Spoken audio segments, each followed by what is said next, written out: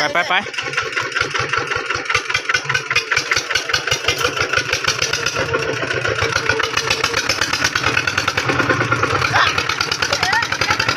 ฮัลโหลไปเล่นเนาะตามสหายสบายดีขอสู่สองที่ทางเราได้สิ่งเนาะ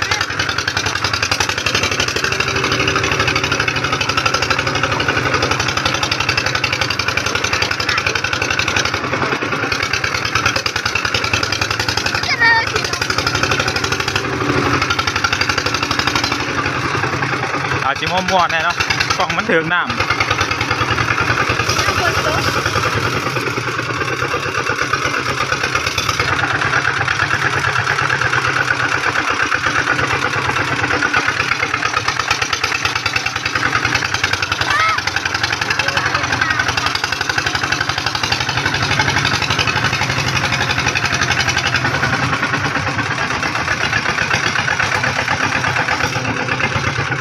พาลงไปเล่นคลองนี่สุดห้องสุดแห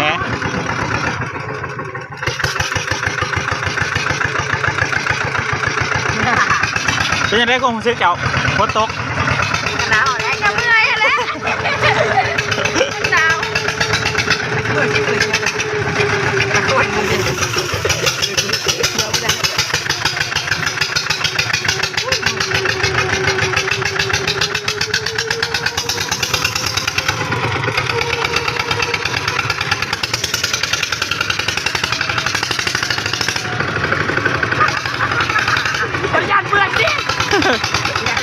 ไปโลด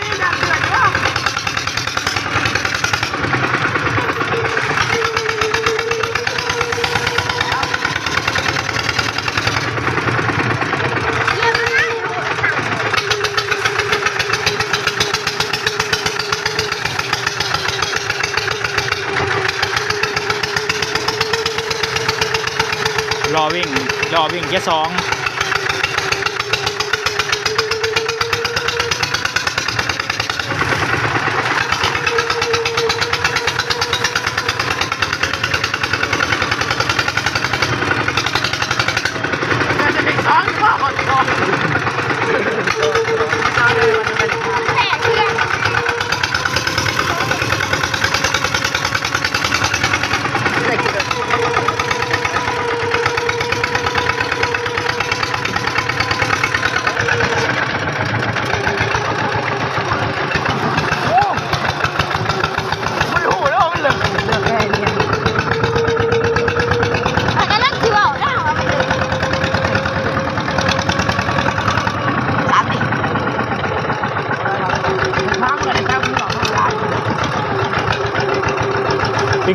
ดึงเขามาเป็นวักกลางอะไรกับเขาได้ซ้ำหลับได้เลย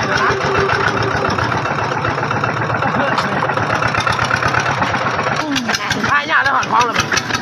ฮะหายากได้หรอซีวอล์กพี่โอ้ยพอแล้วเราธรรมดาเนี่ยกันได้โอ้โหเลยเอาไปเลยใหญ่มันเปื่อนลายแต่ธรรมดาเปลี่ยนรถนี่นั่งอย่างเปื่อนอยู่นะตรงเนี่ยว้าวก็บอกให้วันนี้อร่อยนะ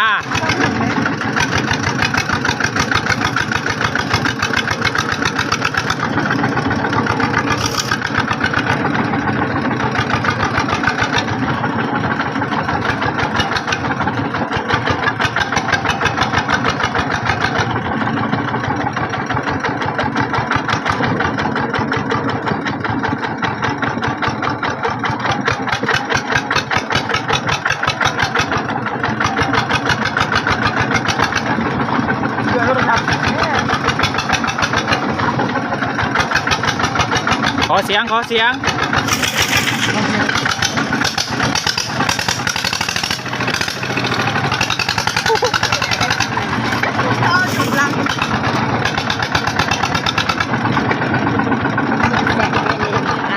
ดูครับได้เลยรถตั้งไว้ไม่ถอยไม่ได้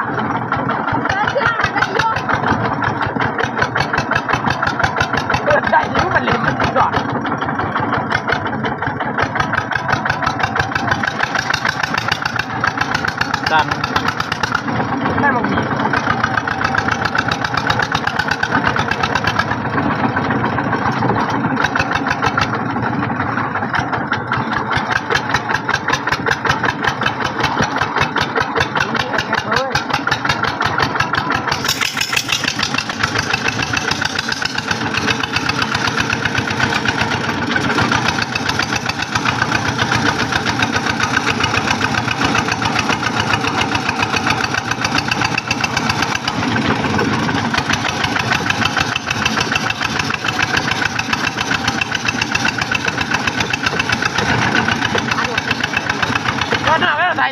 ฮะ ตอนหนังนี่เนาะ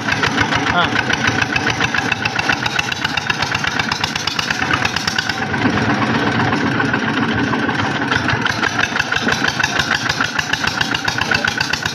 ลงทางดีไซน์เลย พอแดนเรื่องเหรอ ก็ได้เสียง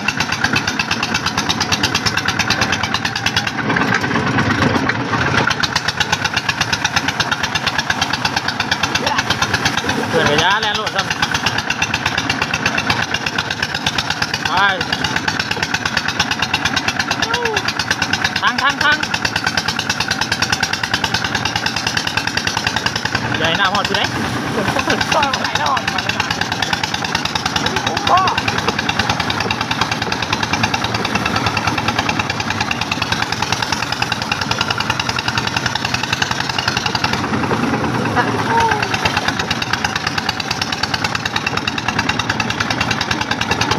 การเป็นสั่งเลย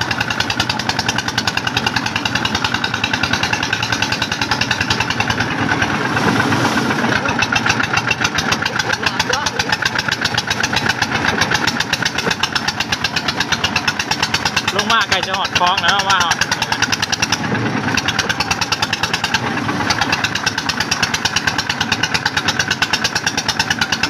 เสียงกระสากไก่ขนาดนั้น เสียแล้ว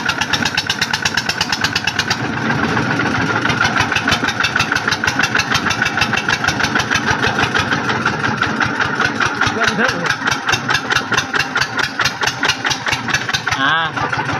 ใส่ให้ซองมานี่ นอนคอยยังครับเลย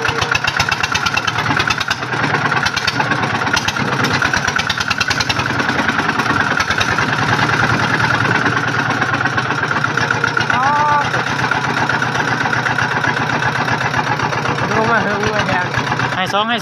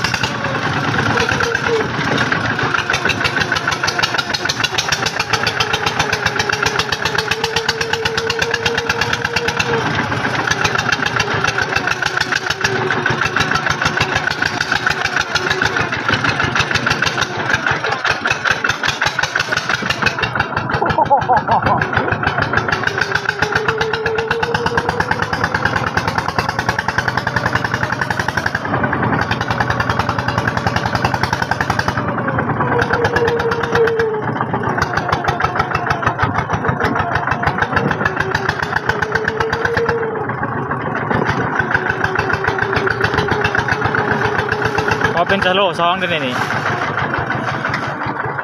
สั่นแห้งเกินหัวนี่ติดโควิดหรือเปล่าจ๊ะ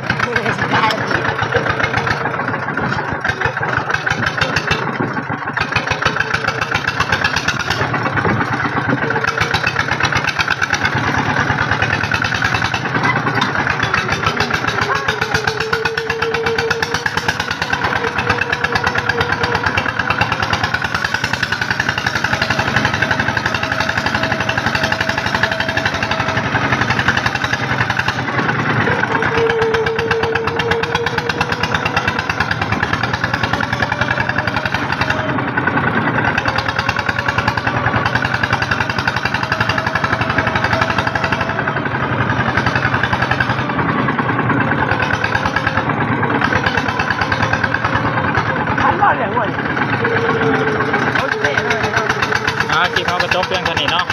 ฝากกดไลค์กดติดตามกดแชร์ด้วยถ้าเบิ่ง EP ต่อไปเนาะ EP ที่ 2เดี๋ยวจะลงอีก